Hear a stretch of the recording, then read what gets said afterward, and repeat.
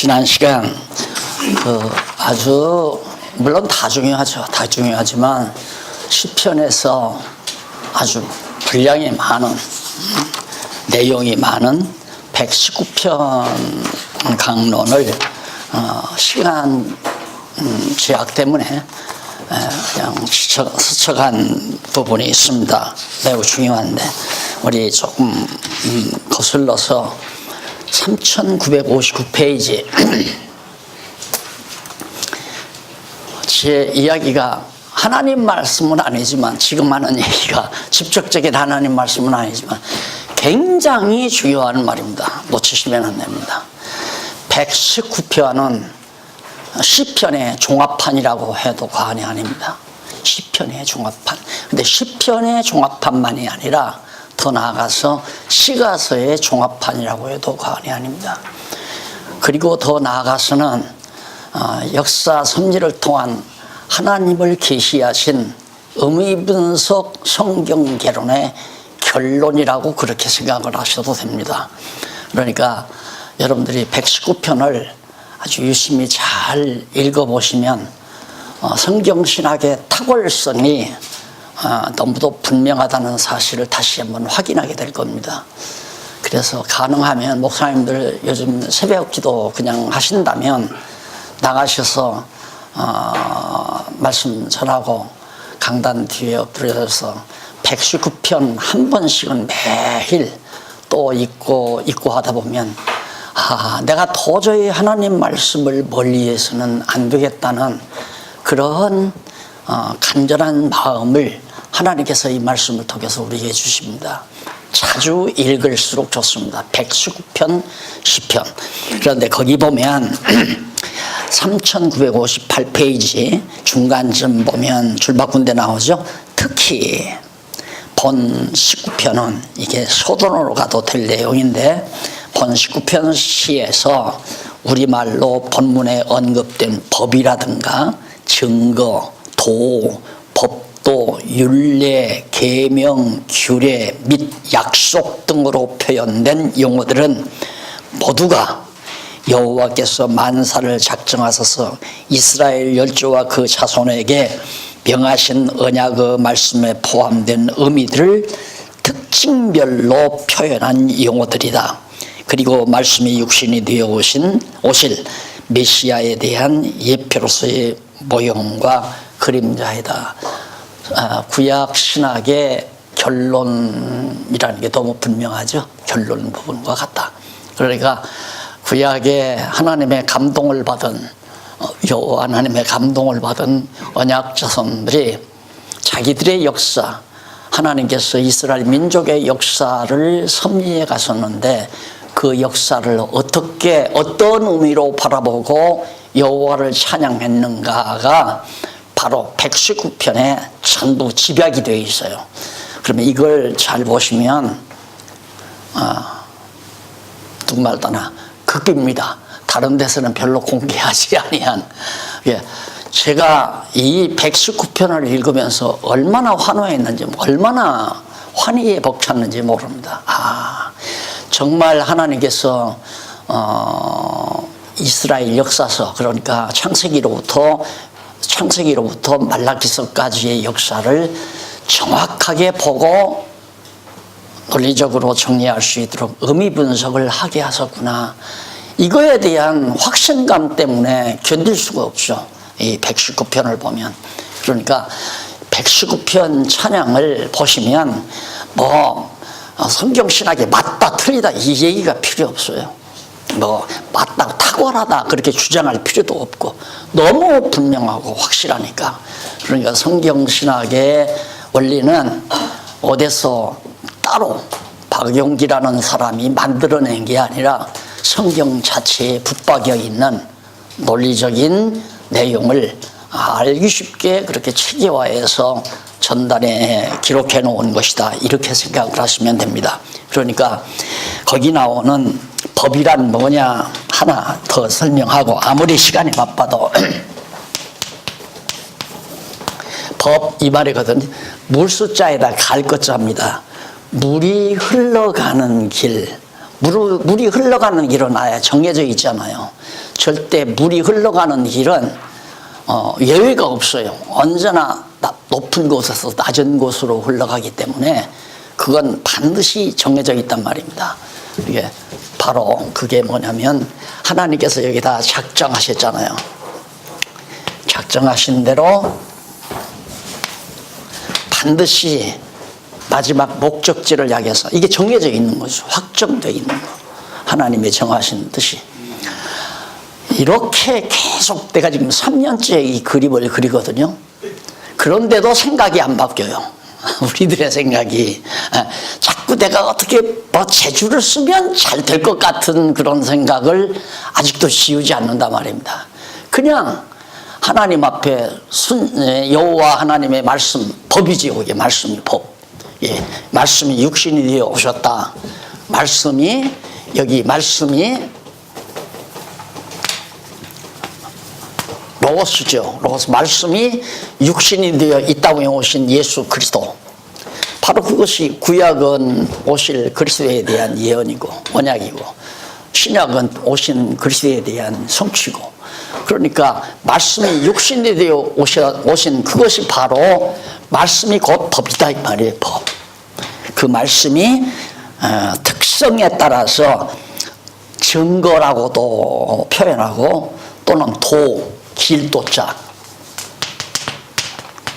도라고도 표현하고, 이게 길 아니에요.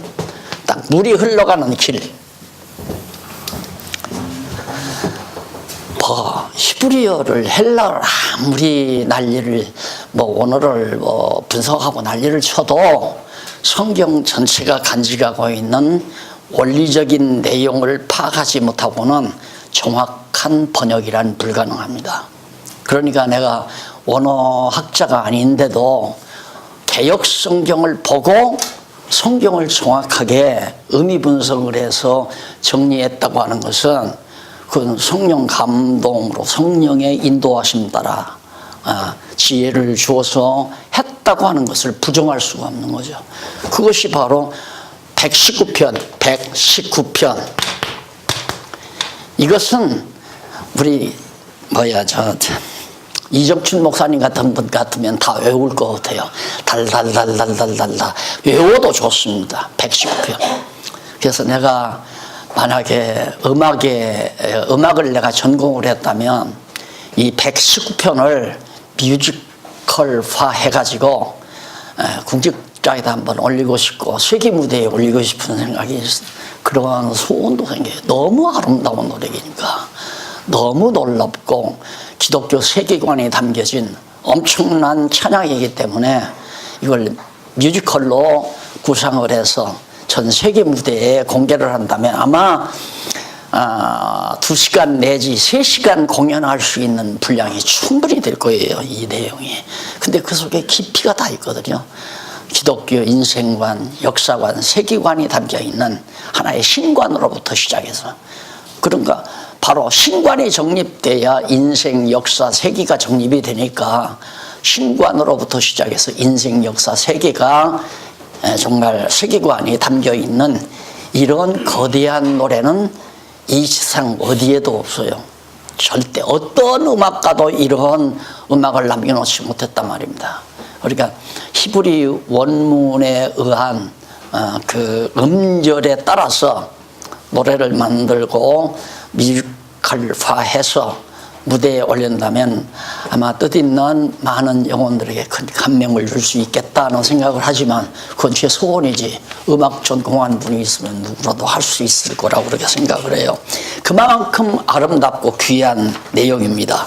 그래서 119편만 완벽하게 터득을 하면 시가서, 욥기, 시편, 잠언, 전도, 아가서를 다 총망라한 결론 내용이 담겨진 중요한 시가 바로 119편시다.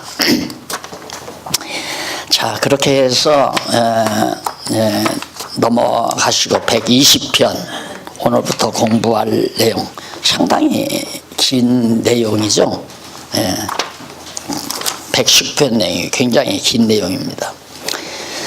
그럼 120편으로부터 123편 3996페이지 양쪽가로 2번에 보면 회복에 대한 간구와 찬양시입니다.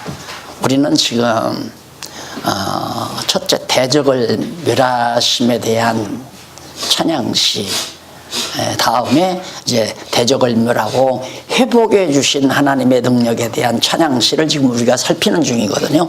그 가운데 이제 양쪽 가로 두 번째란 말입니다. 회복에 대한 간구와 찬양시가 그 가운데 먼저 첫 번째 120편 1절로 17절 1절로 7절은 환난 중에서 건져 주시라며 괴사한 혀에 대해서 저주하는 내용. 그러니까 하나님의 언약 자손들은, 여호와의 언약 자손들은 제 마음이 짠해요. 이렇게 조금 늦게 오시는 분들에게는 아이고 그만해, 어떻게 이렇게 못 들었나. 그래서 뭐 빨리 오시라고 강요하는 것이 아니라 제 강의는 항상 첫 마디가 중요하다고 그러잖아요. 처음에 낯설은 얘기가. 이걸 항상 놓치는 분들이 있더라고요. 특히 우리 박윤민 목사는 매번 놓쳐요. 그래서 답답한 데가 좀 있는데, 그렇다고 해서 나중에 들었는데 또 할 수도 없는 거고. 1절로 7절에 환난 중에서 건져주시며, 다윗이 많은 환난을 겪었잖아요. 그래서 이 노래는 거기 3997페이지 밑에서 다섯 번째 줄 보면 1절로 2절 나오죠. 그 위쪽으로 1절로 2절 그 위에 쪽으로 바로 이 시에 대한 역사적 배경이 잠시 서게 됩니다. 그 위쪽으로 다섯째 줄 뒷부분에 보면, 그러나 대부분의 시편은 여호와께서 이스라엘 열조에게 세우신 3대 언약이 성취된 다윗 왕국 시대를 전후해서 다윗을 비롯한 당대의 언약 자손에 의해 불려진 것으로 알려지고 있다.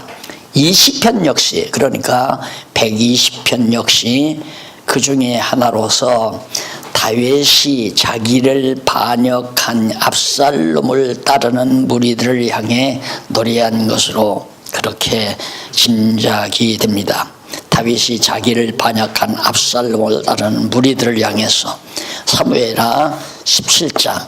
그러니까 압살롬이 아들이지만 아들을 따라서 벗따라서 다윗을 그렇게 핍박하고, 다윗이 이제 예루살렘에서 쫓겨나서 결국 방황하면서 그렇게 대해지는 결국을 이제 노래한 것으로 보는 건데, 그 혀에 대해서 저주하는 노래죠. 왜? 그건 반드시 저주가 약속되어 있는 거 아니에요. 악인은 그렇지 않으며 바람에 나는 겨와 같도다. 그러니까 하나님의 선택된 다윗 왕을 거역하는 자들은 저주를 받게 되어 있잖아요. 그것이 사무엘상하, 열왕기상하, 역대기상하에 종합적으로 나타난 내용이죠. 사무엘상하는 사울이 아닌 다윗을 하나님이 왕으로 선택해서 세우셨다. 그러므로 다윗 왕조를 떠난, 왕가를 떠나는 나라는 망한다. 이것이 열왕기상하고요. 사무엘상하는 안 된다. 오직 유다 지파에서 난 다윗만이 언약 백성의 왕이 된다. 이것이 이제 사무엘상하고, 열왕기상하는 그러므로 다윗 왕가를 떠난 나라는 망한다. 떠난 자들은 망한다. 그것이 열왕기상하고, 역대기상하는 그러나 다윗 왕가는 영원히 지속된다. 망하지 않고 지속된다. 이게 역대기상하니에요. 그것을 이제 근거 삼아서 노래하는 내용입니다. 그 다음 넘어가서 122편 예루살렘을 향하여 그 성 안에 평강이 있기를. 예루살렘 성, 예루살렘이란 말이 평강이란 말이죠. 예루살렘, 평강의 성, 평강의 도성이라는 뜻이죠. 그래서 예루살렘에 이제 예루살렘을 향해서 노래, 다윗의 시인데 성전에 올라가는, 사실 그때는 성전이 아니라 성막이죠. 성막인데 사실은 성막보다는 다윗이 예루살렘, 다윗성을 건설하고 이제 장차 예루살렘에 하나님의 전을 건설하고 하나님을 찬양하는 그게 이루어질 것을 그렇게 바라보면서 기도하고 간구하는 그런 내용이 바로 122편입니다. 그러니까 얼마나 구약의 성도들 특히 다윗이 성전을 사모했는가, 예루살렘의 성전 지키를 사모했는가, 그걸 사모하니까 바로 그걸 지으려고 노력할 때 하나님께서 다윗에게 내가 언제 너더러 집 줘달라고 했느냐, 너는 전쟁을 많이 해서 너는 집 짓지 말고 내 아들 솔로몬이 지을 거니까 걱정하지 말아라, 내 집 지어달라고 하지 않는다. 그러나 다윗으로서는 예루살렘 성전을 굉장히 사모했습니다. 그리고 123편 1절로 4절 긍휼을 간절히 기다리며 멸시와 조소가 넘침을 노래합니다. 긍휼을 간절히 기다리면서 멸시와 조소가 넘침을. 그러니까 우리가 언약 자손들이 이럴 때 실족하기 쉽거든요. 우리가 하나님 여호와의 편에 이렇게 서서 살다가 보면 여호와께서 우리를 연단하기 위해서 많은 시련과 고통과 환난을 주잖아요. 그런데 악인들은 너무 잘 된단 말입니다. 형통하고 잘 되고. 여러분, 우리 근대사 한국교회를 보더라도 비정상적인 교회가 잘 됐어요. 정상적인 교회가 잘 되는 게 아니라 비정상적인 교회가. 그러니까 다 따라가는 거란 말입니다. 저렇게 하니까 되는구나. 성경대로 주님의 몸된 교회를 세우려고 하는 것이, 자라게 양육하려는 것이 목적이 아니라 주님의 말씀대로, 성경대로 하나님의 말씀을 전하고 교회를 하려다가도 정상적이지 아니한 교회들이 너무 잘 되고 흥황하니까 거기는 보통 몇십만 아니에요. 몇십만. 알고 보니까 완전히 엉터리 아닙니까? 요즘에도 막 다 드러나네요. 큰 교회, 몇십만 끌어모은 교회치고 정상적인 교회가 없잖아요. 몇십만만이 아니라 몇만도 그렇고 몇천 명도 그렇습니다. 마찬가지로. 정상적인 교회는 초라하고 멸시받고 천대받고, 그러지 못한 교회는 왕성하고 부흥하니까 그래 다 넘어간 거란 말입니다. 과거에 이 오순절 운동이 일어날 때, 소위 성령 운동이 일어나기 전에 보수주의 교회가 철저히 하나님 말씀만 하다가 성경도 모르고 하나님 말씀만 주장하다가 보니까 성도들이 다 맹할 거 아니에요. 하나님이 진짜 살아계신지도 모르고, 또한 정말로 하나님께서 축복을 주는 건지 안 주는 건지도 알 수도 없고, 그런데 보니까 성령이 임해서 방언을 한다, 예언을 한다, 환상을 본다 하니까 막 교인들이 다 그러도록 하잖아요. 그러니까 그때부터 우리도 박수치게 해주마, 우리도 방언하게 해주마. 그래서 후집회라고 시작하더니만 아야 정집회, 대예배까지라도 그냥 막 박수치고 고함 지르고 방언하고 하도록. 그러다가 보니까 한국교회가 다 허물어물해져 버리고 말하다. 다윗이 바로 그겁니다. 정말 여호와만 의지하고 살다 보니까 긍휼을 간절히 기다립니다. 왜냐하면 저들이 너무 멸시들 많이 하고 우리를 비웃고 조소합니다. 그 교인 대명 데리고 가는 것도 교회냐? 그리고 비웃었잖아요. 내가 직접 들었어요. 그런 게 무슨 교회냐 이거예요. 교인 대명밖에 안 되는 게 무슨 교회냐? 성경에는 두세 사람만 내 이름으로 모여도 거기 함께한다. 그 말은 교회라는 얘기 아니에요. 두세 사람만. 그러니까 아내하고 아들 데리고 하나님 말씀으로 가정에서 예배드려도 거기가 교회, 성령이 함께하는 교회란 말입니다. 하나님의 말씀만 있으면. 그런데 그게 아니라 이게 잘못돼 가지고 교회란 뭐냐? 그래도 수백 명 모여서 재직회도 있고 청년회도 있고 여전도회도 있고 당회장, 당회도 구성되고 이렇게 해서 예산도 세우고, 그게 교회라고 그렇게 착각하게끔 만들어버린 거예요. 그러다 보니까 그러지 못한 교회는 멸시받고, 그러지 못한 교회 목사님은 취급도 안 하고, 상대가 안 된다고 상대도 안 해주고, 이런 경우나 똑같은 거죠. 양쪽 가로 3번 나옵니다. 회복하신 여호와 찬양시입니다. 자, 결국은 그런 멸시와 천대 가운데서 하나님께서는 회복해 주신다. 그래서 회복에 대한 찬양시가 24편부터 시작되는데 24편은 1절로 8절 7페이지에 나오죠. 4,7페이지. 이건 다윗이 찬양한 건데 예루살렘에 올라가는 노래입니다. 예루살렘으로. 그러니까 결국은 하나님의 성전을 지을 예루살렘을 향해서 올라가는 그런 찬양시로 그렇게 이해가 갑니다. 그래서 결국은 반드시 다윗이 사울에게 멸시를 당하고 사울에게 죽임을 당하려고 그렇게 했고, 또 압살롬에게 자기 장손에게, 아니 자기 아들에게 다른 아도나이가 아니라 누구죠? 예, 그 아들에게도 먼저 만세를 부르고 아버지를 배척하고 압살롬도 배척하고 또 많은 사람들이 다윗을 멸시하고 천대하고 그런 가운데서 반드시 하나님께서는 회복해 주신다. 그래서 126편 1절로 6절은 그 성전에 올라가는 그것도 마찬가지예요. 결국은 나는 예루살렘으로 회복한다. 예루살렘에서 쫓겨났지만 반드시 나는 예루살렘으로 다시 올라간다 하는 것을 믿고, 그래서 시온의 포로를 여기 회복해서 위로하여 주신 권능을 여기 자체를 못하면 바벨론 포로에서 회복을 노래하는 것이라고 그렇게 볼 수 있지만, 여기는 포로라는 말은 이쪽에 나와요. 4011페이지에 그 위에서 6째 줄 중간에 보면 슈바트라는 말이 나오죠. 이게 이제 포로라는 말인데, 이는 성경 본문에서 단 한 번 사용됐어요. 여러 번 사용해 단 한 번 됐는데, 재산의 회복을 뜻하는 말이다.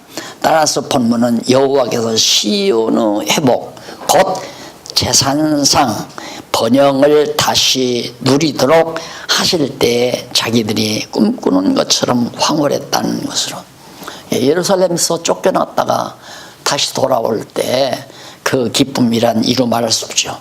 물론 그것도 바벨론 포로에서 돌아오는 것도 마찬가지지만은, 다윗으로서는 사실 다윗 시대니까 아직 바벨론 포로 시대는 아니잖아요. 그러니까 다윗 시대 예루살렘을 떠났다가 다시 돌아와서 정말 예루살렘으로 올라가는 그 기쁨과 환희는 이루 말할 수가 없는 거죠. 그 다음 4절로 6절은 4절로 6절이 아닙니다. 127편 1절로 5절은 시온 성을 세워 지키고 살게 하시는 권능을 찬양합니다. 솔로몬입니다. 솔로몬으로서는 성전을 지었다고 하는 것이 엄청 놀라운 은총이죠. 다윗이 그렇게 모세가 광야에서 장막에다가 언약궤를 모셨잖아요. 근데 그게 그대로 다윗 때까지 장막 안에 있었어요. 언약궤가. 자기는 이제 황금으로 왕궁을 짓고 황금성에 자기는 거처하는데, 하나님의 언약궤가 바로 장막 안에 거한다는 거에 몹시 괴로웠던 거죠. 효자가 돈을 벌어서 먼저 자기 집을 잘 건축을 했어요. 건축을 해서 잘 사는데, 아버지는 옛날 시골에서 사는 오두막살이에서 그냥 살 때 아들은 편안할 리가 없죠. 그래서 차주전해서 아버님 올라오시죠. 제가 잘 모시겠습니다. 아니다, 나는 여기가 좋다.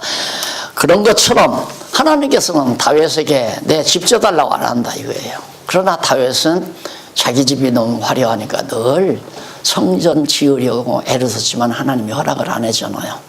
그리고는 솔로몬에게 허락해서 성전을 짓고 보니까 솔로몬으로서는 너무너무 놀라운 거죠.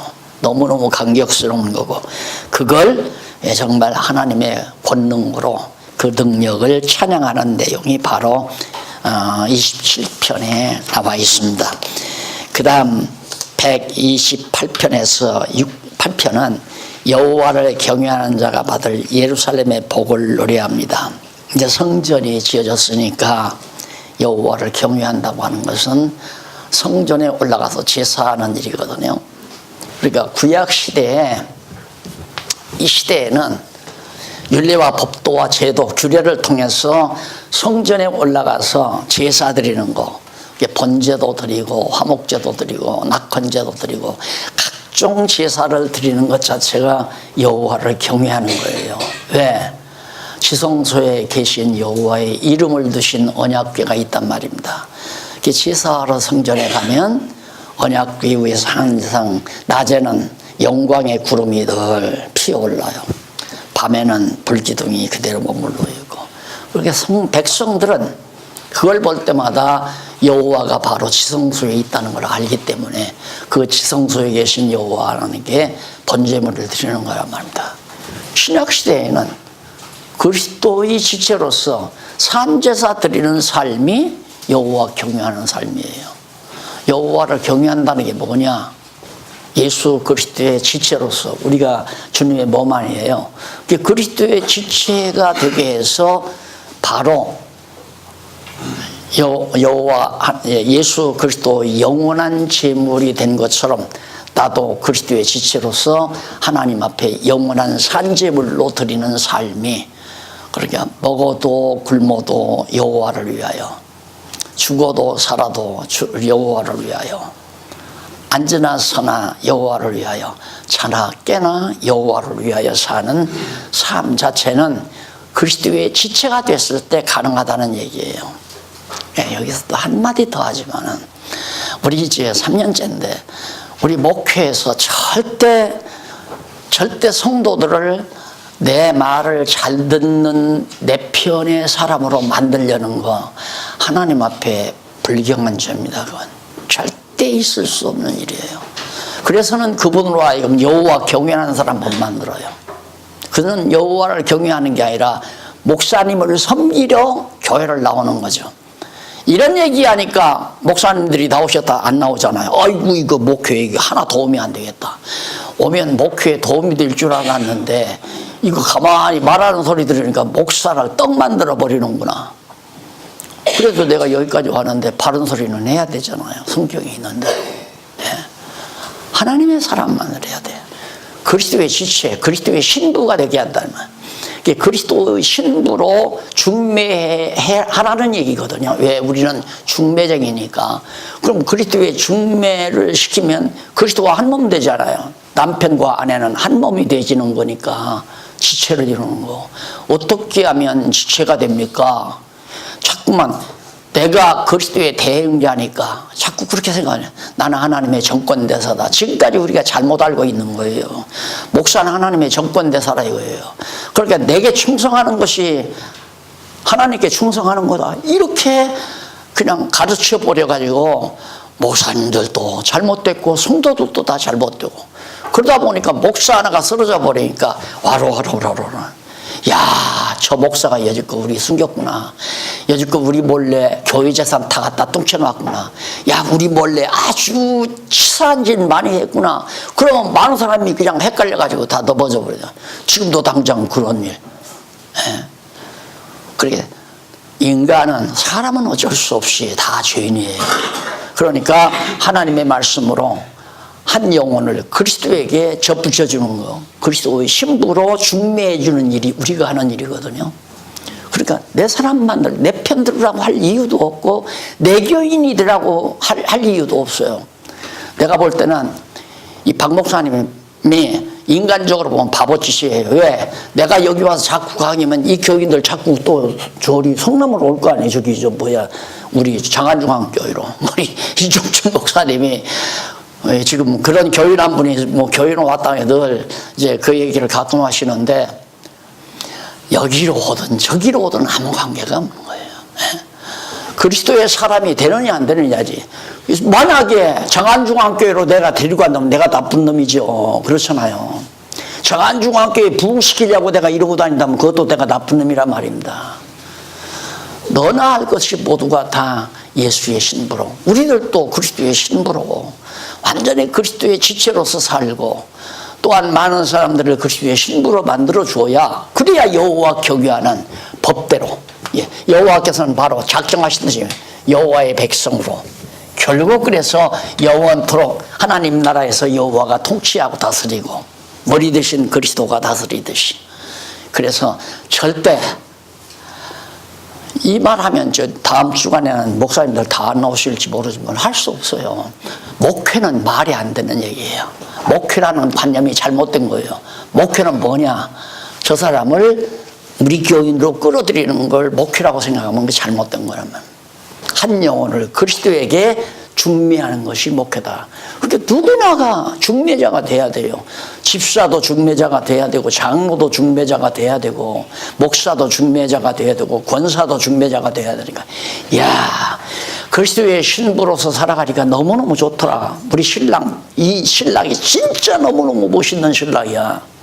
그래서 너도 예수의 신부로 살자 하고 그리스도를 소개하는 것이 소위 전도자고 교사 아닙니까? 이 관념에서 벗어나지 아니하면 두말할 거 없잖아요.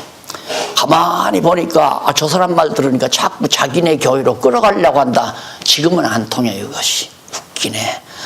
나는 지금 다니는 교회가 너무 좋고 우리 목사님이 최고고 이게 이제 보통 생각이에요. 근데 그것도 참 우리 목사님이 최고라는 것도 틀린 생각이거죠.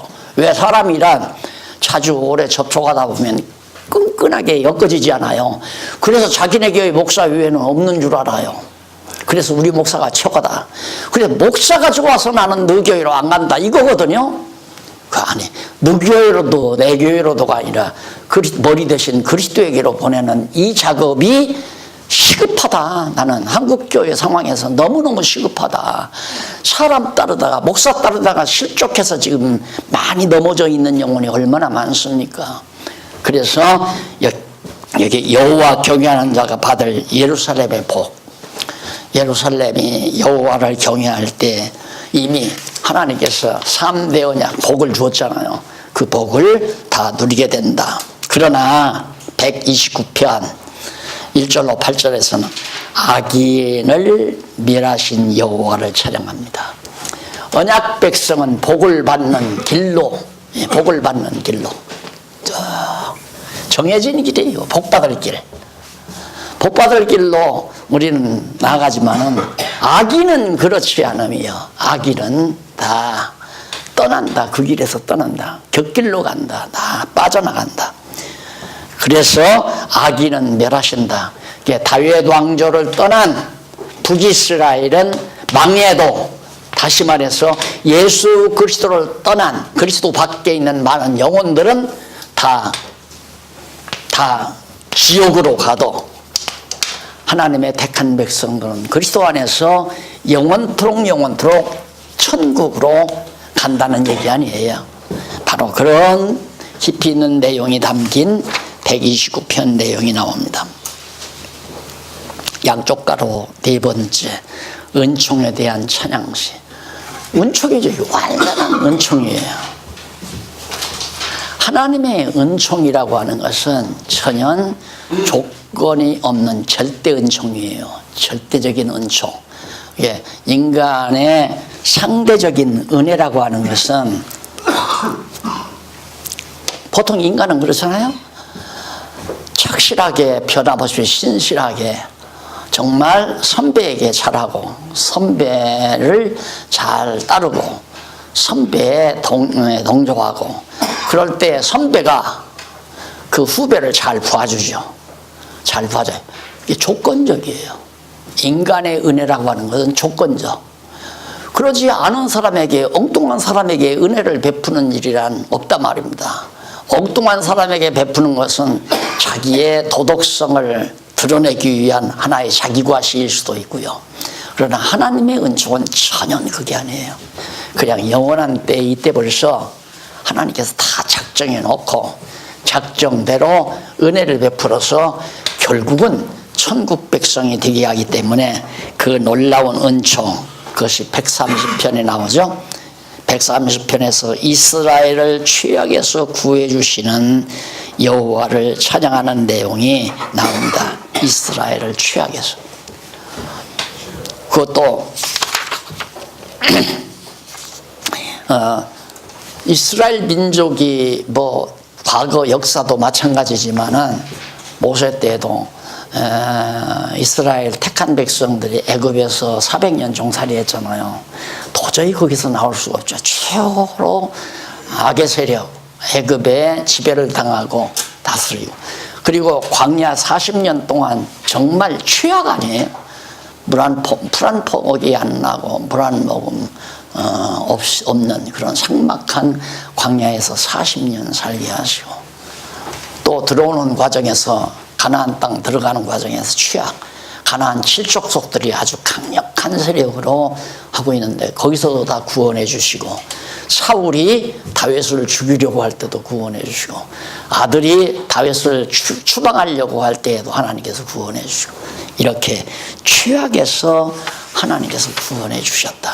그것이 하나님의 크신 은총이라는 거죠. 은총이란 말은 하나님의 언약 개념이 빠져버리면 은총이라는 게 없어요. 작정에 기초한 언약이 빠져버리면, 하나님 스스로 기쁘신 뜻대로 작정하신 바, 그 작정에 근거해서 언약하신 이 사건이 전제가 돼야, 이것이 기초가 돼야 진짜 하나님의 은총이라고 할 수 있죠. 그러니까 하나님은 작정하신 뜻을 이루시기 위해서 이스라엘 언약 자손들을 극한 환난에서 다 구원해 주셨다. 그러나 131편 1편 보면 교만하지 아니한 마음을 평온케 하신 여호와를 찬양합니다. 자, 이런 하나하나 읽어가면 너무 좋은 말씀들이 너무 많습니다. 다윗 쓰신데, 여호와여 내 마음이 교만치 아니하고, 1절 나오죠. 여호와여 언약대로 이루신 하나님이여 내 마음이 교만치 아니하고 내 눈이 높지 아니하며, 눈 높은 거 안 된다. 눈이 높은 거, 항상 눈이 높아서 그래도 나는 상당히 하이 클래스에 나는 속해야 된다. 목회도 누구보다도 잘해야 되고 내가 실력이 있다. 이런 것들이 다 교만한 거고 눈이 높은 거죠. 친구를 사귀어도 그냥 조그만 교회 목사들은 상대를 안 하고, 자기와 레벨이 같은 그런 목사들하고나 상대를 하고, 이게 다 교만한 거고요. 눈이 높은 것이고. 다윗은 그렇지 않았다 이거죠.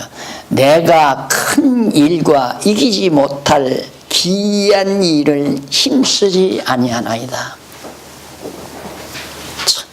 그래서 정말 목회하기 힘들어요. 인생 살기 참 힘들어요. 그럼 저는 속으로 뭐가 그렇게 힘드냐,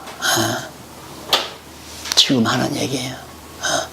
이제 좀 나이가 점점 들어가면서 인생은 힘든 게 아니라 참 쉬운 거로구나.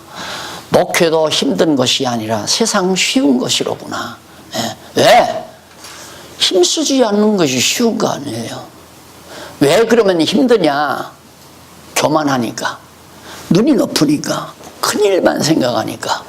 구멍가게도 할 만한 능력이 없는 인간이 백화점 사장 노릇하겠다고, 유통회사 큰 회사 사장이 되겠다고 거들먹대면, 그러는 날마다 술집에 가서 술이나 퍼마시고 기회나 포착하고 어디 가서 한탕 대박이나 터뜨릴 생각이나 하고 복권이나 사러 돌아간다는데, 복권 사서 이번에 30억짜리만 달성이 되면 내가 정말 유통회사, 자그마한 유통회사 하나 만든다. 30억 갖고 되지도 않지만은, 안 그러면 슈퍼마켓 하나에다가 건물 지어서 슈퍼마켓 하나 운영해야 되겠다. 이런 생각. 이루지 못할 것만 자꾸 생각하고, 하나님 말씀 깨달았으면 그냥 사랑하는 아내, 가족들 데리고 하나님 말씀 전하고 가르치고 여호와 함께 찬양하고 살면 되잖아요. 그런데 그래도 누가 그냥 돈 한 1억만 주면 그냥 한 5천만 원 들여서 어디 장소 하나 얻고, 5천 들여서 비품, 피아노도 한 대 들여놓고, 의자도 들여놓고, 강대상도 놓고, 폼 재면서 교회 하나 개척할 건데, 이 생각만 늘 하고 있는 거예요. 이 생각만. 왜? 교만하니까. 그리고 눈이 높아. 내가 지금 가정에 앉아서 집안 가정에 앉아서 가족들 놓고 하나님 말씀 전하고 가르치고 찬송 부를 입장이냐 이게. 내 위치가 어떤 위치인데. 다윗은 일국의 왕이었지만, 이스라엘의 왕이었지만, 나는 이 노래가 너무 좋아서 자꾸 읽어드리는 거예요. 여호와여 다윗을 위하여 그와 여기 넘어갔나요? 네, 안 넘어가. 다시 한번. 여호와여 내 마음이 교만치 아니하고 내 눈이 높지 아니하오며 내가 큰 일을 미치지 못할 큰 일과 내가 이루지 못할 일을 기이한 일을 절대 힘쓰지 아니하나이다. 절대는 없지만은 그러니까 왜? 하나님이 다 정하신 뜻대로 이끌어져 가기 때문에. 극한 환난 속에서 내가 이스라엘이 살아날 수 없는데도 살아나게. 지금 현재 역사 속에서도 그러잖아요. 유대인들이 얼마나 극한 환난 속에서 살아남아 있어요.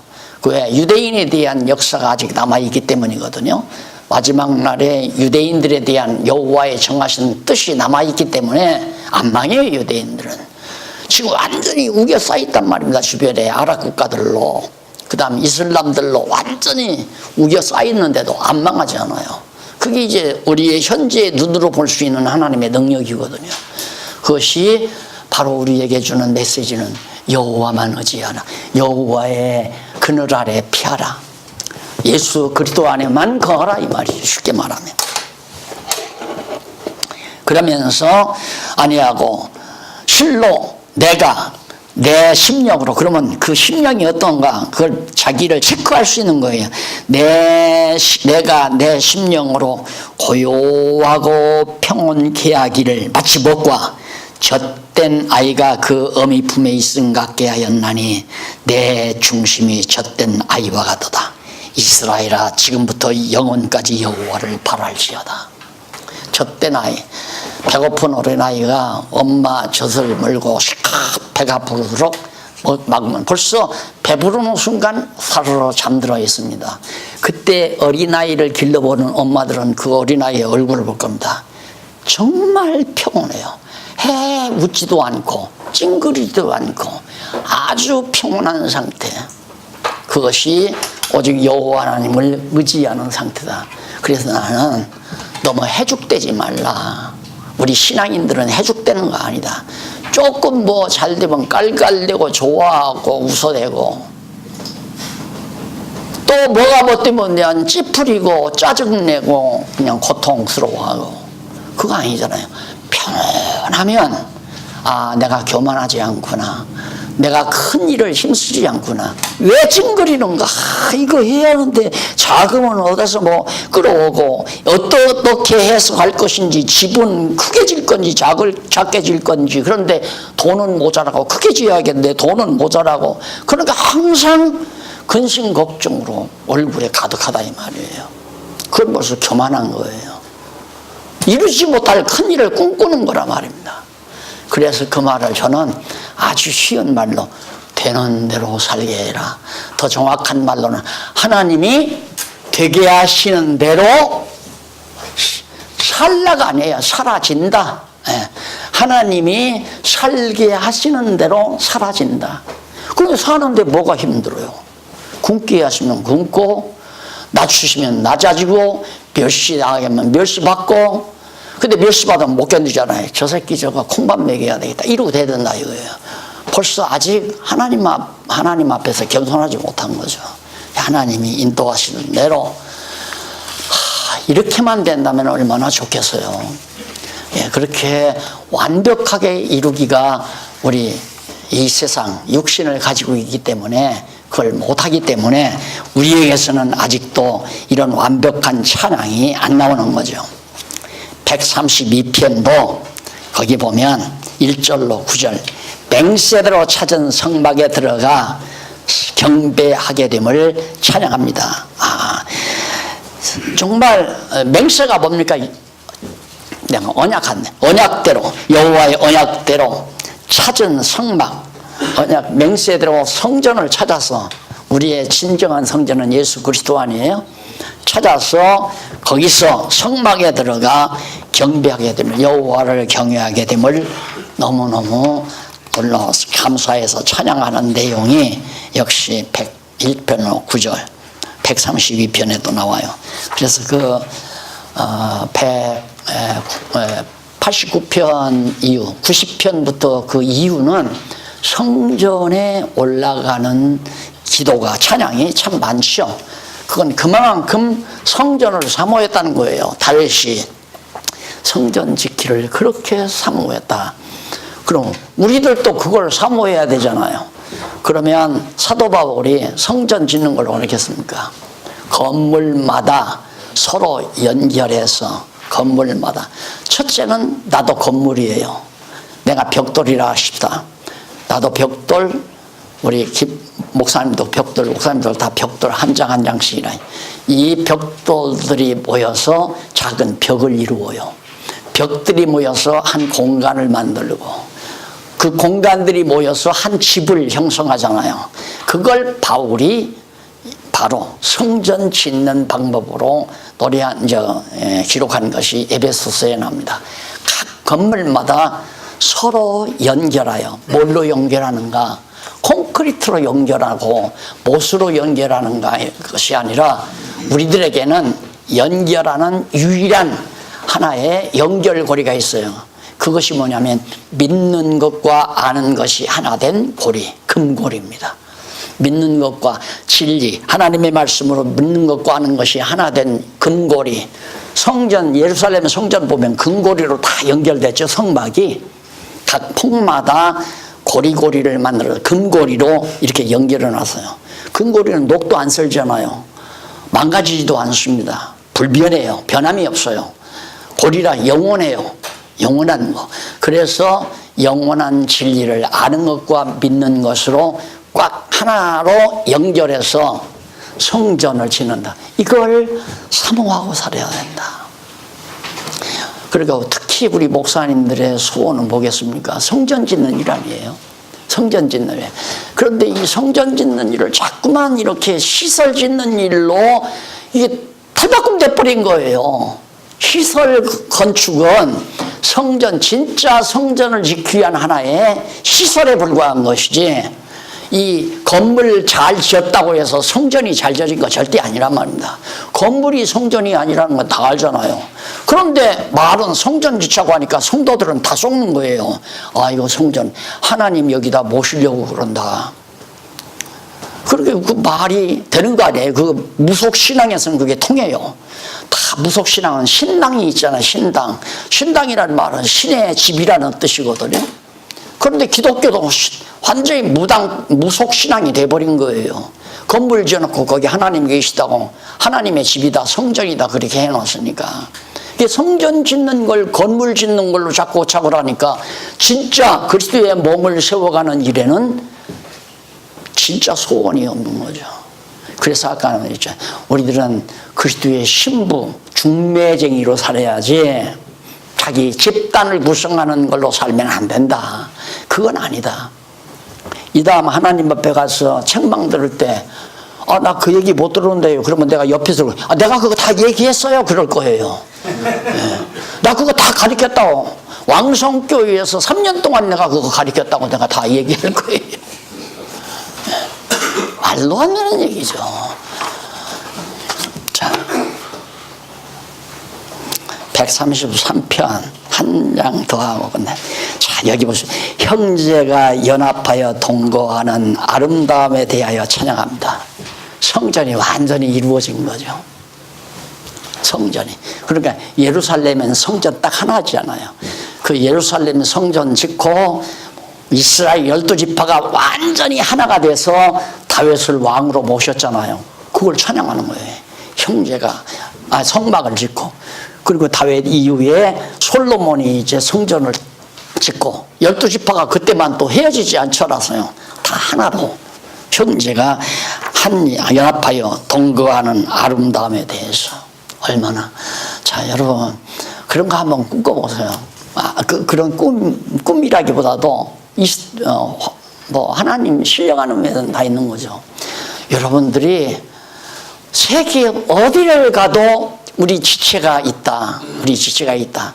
세계 어디를 가도 어느 구석에 가도 택한 백성은 다 우리 지체들이란 말입니다. 생각 바꾸시면 지금 바꾸면 더욱 좋고요. 생각.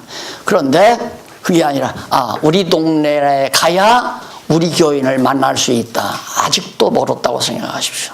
그건 아직도 멀었다. 그건 자기 집단을 구성하려는 것이지 진짜 하나님의 성전을 지으려는 게 아니에요. 하나님의 성전은 오직 하나예요. 보이지 않는 거죠. 신령한 성전이죠.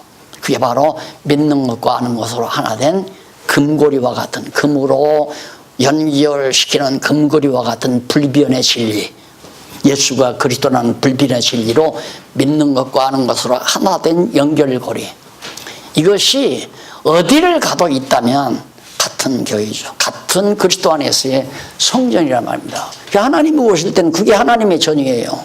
그게 그렇게 점점 지어져 간다. 우리 한국에서 일어난 이 아름다운 정말 복음 운동이 일본에서도 일어나고 카나다에서도 일어나고 미국에서도 일어나고 중국에서도 일어나고 그런 교회들이 또 연합해서 온 세계교회 하나의 교회로 딱 연결되어지는, 그걸 정치적인 집단 만들라는 게 아닙니다. 예를 들어서 세계 기독교 연합회 해놓고 여기 가입한 자는 우리 집단이다. 이게 이제 인간 집단 아니에요. 그런 집단 만들 필요도 없어요. 단체도 사실은 만들 필요도 없어요. 중요한 건 뭐냐면 믿는 것과 아는 것으로 하나 되지는 겁니다. 누구든지 이 진리를 깨달으면 자꾸 전파하고 가르치고 전하고 택한 백성을 불러들이고 어디로? 그리스도의 지체로. 그래서 서로가 그리스도 안에서 연결하고 교제하고 끊어질 수 없는 친교를 이루어가고, 가까운 데 사는 사람은 얼마나 좋아요. 얼마나. 뭐 가까운 데 있으니까 이렇게 다 모였잖아요. 지금은 전국에서 다 모일 수도 있어요. 하루 만에. 어디서든지 대전쯤 모이면 한 2시간이면 다 오거든요. 그러니까 그냥 딱 모여서 서로 친교하고 말씀 서로 나누고 서로 아름다운 일들을 이룬 것을 알려주고 그리스도를 사랑하고 이러한 순수한 하나님의 교회, 이것이 매우 중요한 시다. 그래서 형제가 연합하여 동거하는 아름다움에 대해서 연합회 조직하라는 말이 아니에요. 그래, 조직력이 강하면 정치 집단이 됩니다. 조직이 강하면. 조직이란 보이지 않아도 끈질김이 있어야 되거든요. 그것이 믿는 것과 아는 것으로 하나 되는 일이다.